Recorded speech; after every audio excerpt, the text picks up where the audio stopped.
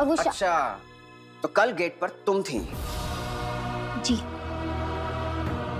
शुक्ला जी, आपका नंबर तो बाद में आएगा, सबसे पहले आप उस वॉचमैन को बुला कर लेके आइए। नहीं सर, आप प्लीज मेरी बात तो सुनिए, इसमें इनकी कोई गलती नहीं है। इन्होंने तो एक्चुअली मना कर दिया था, लेकिन तुमने उसे बहला फुसला के किसी तरीके से तुम कॉलेज के अंदर घुस गई।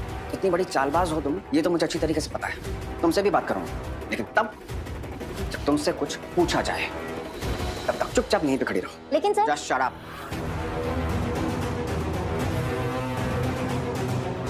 शुक्ला जी, क्या कहा था मैंने आपको करने के? सर फोन लगा रहे हैं। हेलो अशोक हुआ, अरे फौरन सारा काम धंधा छोड़ के यहाँ आ जाओ, ईशान सर के केबिन में। अरे सारा राम कथा तुमको हम फोन पे बताएंगे, लपक के आओ जल्दी। शुक्ला जी, कितने साल हो गए आपको यहाँ पे काम करते हो? 10वां लग गया है सर। काफी लंबा टाइम काट लिया आपने यहाँ पे। जी सर। तो अब तो आपकी छुट्टी बंद थी। सर ये जुलूम मत कीजिए सर, हमसे गलती हो गया सर हम आपका पैर पकड़ते हैं। अरे शुक्ला जी, ऐसा मत कीजिए प्लीज, खड़ी होइए। क्या कर रहे हैं आप? ऐसे कैसे निकाल सकते हैं इन्हें नौकरी से? दिल तो आपके पास है नहीं, लेकिन दिमाग तो होगा ना। ठंडे दिमाग से एक बार मेरी बात तो सुनो। आप तो बस ऐसे ही। Excuse me, कौन हो तुम? और तुम क्यों हमारे बीच में बोल रही हो? तुम्हें कोई भी इजाजत नहीं है मेरे और मेरे स्टाफ के बीच में बोलने की। और सही और गलत का पाठ पढ़ाना मत तुम मुझे। चुपचाप खड़ी रहो यहीं पे। आपने बुलाया सर मुझे? जी हाँ, मैंने आपको बुलाया। कल जब मैं आपको रात को मिला था, तब मैंने आपसे क्या कहा था कि ये लड़की गेट के अंदर नहीं घुसनी चाहिए। तो फिर ये यहाँ पे क्या कर रही है? आपने कल मना किया था, पर ये शुक्ला जी ने कहा कि बड़े साहब का ऑर्डर है। किसका? बड़े साहब का। इन्होंने बोला कि इनको अंदर जाने दिया जाए। सर वो शांतनु सर ने बोला था। इतने देर से मैं आपको ये ही बोलने की कोशिश कर रही हूँ कि शांतनु सर ने परमिशन दी है मुझे अंदर आने की, और उन्होंने अरेंजमेंट्स किए मेरे यहाँ पर रहने की, और आप है कि सुन ही नहीं रहे। मैं कब से कह रही हूँ, उनकी कोई गलती नहीं है। खुद ही ने मुकदमा चलाया और खुद ही ने फैसला भी सुना दिया।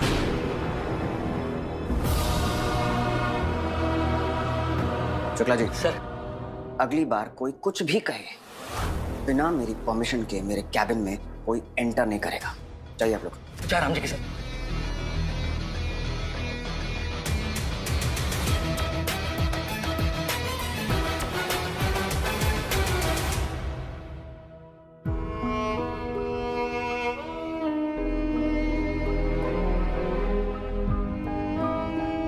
मैंने यही सोचा था कि सभी रिश्ते, सभी लोग खास होते हैं, लेकिन अब पता लग रहा है कि कुछ लोग आस्तीन के सांप होते हैं।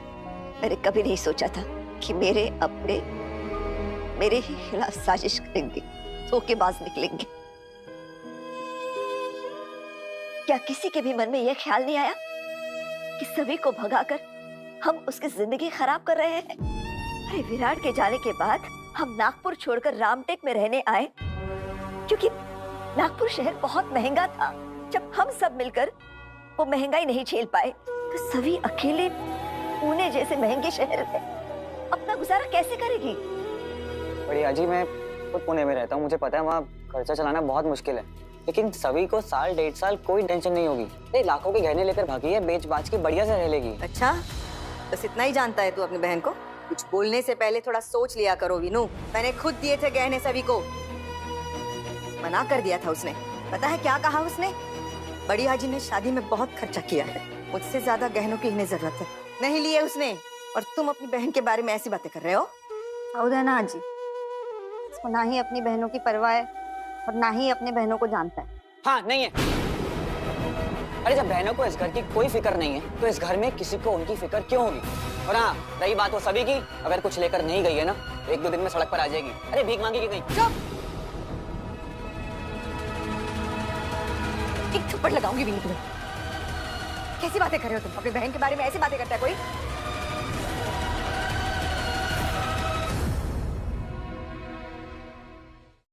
तुम फिर से अंदर आ गई? नहीं, काम करो, तुम अपना घर बसा लो यहाँ पे। तुम्हारे लिए रजाई मंगवा दूं, एसी चालू करवा देता हूँ, फिर तुम आराम से यहीं सो जाना, है ना? मैं बैग लेने आई थी अपना।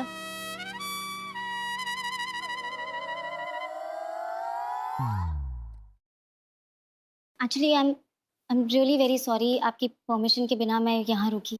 वो शांतनु सर से मिलना था मुझे अपने एडमिशन के लिए, लेकिन मेरी बस लेट हो गई, फिर मैं लेट पहुंची यहाँ पर। इनफैक्ट उन्होंने मुझे कहा यहाँ पर रुकने के लिए।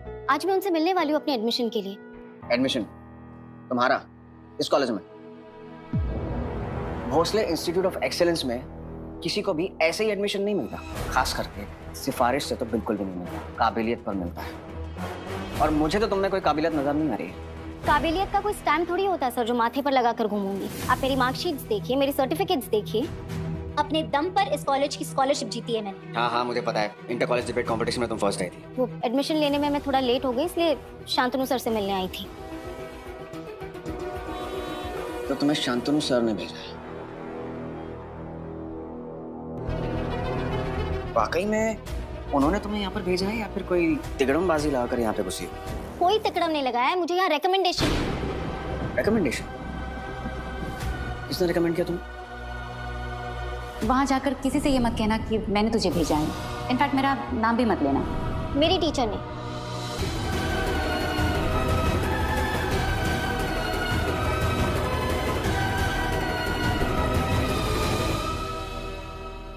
कौन से टीचर ने?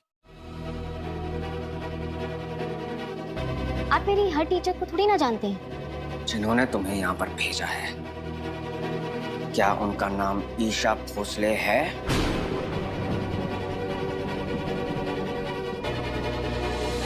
उन्होंने तुम्हें शांतनु सर से मिलने के लिए कहा है ना? नहीं, किसी और टीचर ने भेजा है।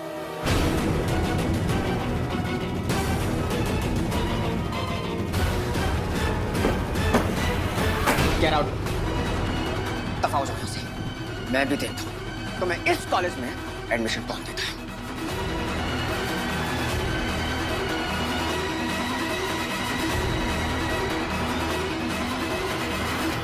अभी तो यहाँ से जा रही हूँ, लेकिन शांतनु सर से मिले बिना इस कॉलेज से नहीं जाऊंगी। अपनी काबिलियत के दम पर इस कॉलेज में मैंने एडमिशन नहीं लिया ना, तो मेरा नाम भी सभी विराट सवान है। Just get out.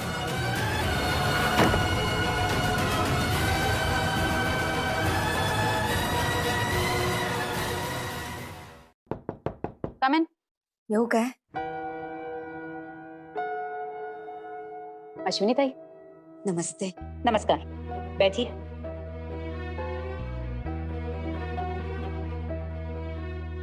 कुछ हुआ है क्या?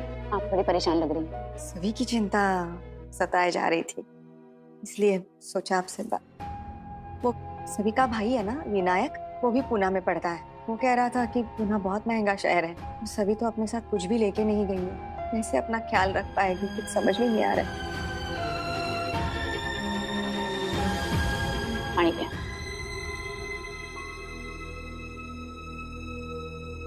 सभी बिल्कुल ठीक है। आप चिंता मत कीजिए, रात को वो कॉलेज में ही रुक गई थी। अभी धीरे धीरे करके बाकी इंतजाम भी हो जाएगा। परेशान मत हो आप सभी के लिए। She is fine. आपकी बात हुई उस? बात तो बस ऐसे होने ही वाली थी, तो वो उसकी बड़ी आजी ने पता नहीं उसको तू भरी बातें सुना दी। बेचारी अकेली है वहां पे, पता नहीं कैसे झेला होगा सब कुछ उसे। आपको बात करनी है उससे? मैं फोन लगाऊं? हाँ हाँ 2 मिनट।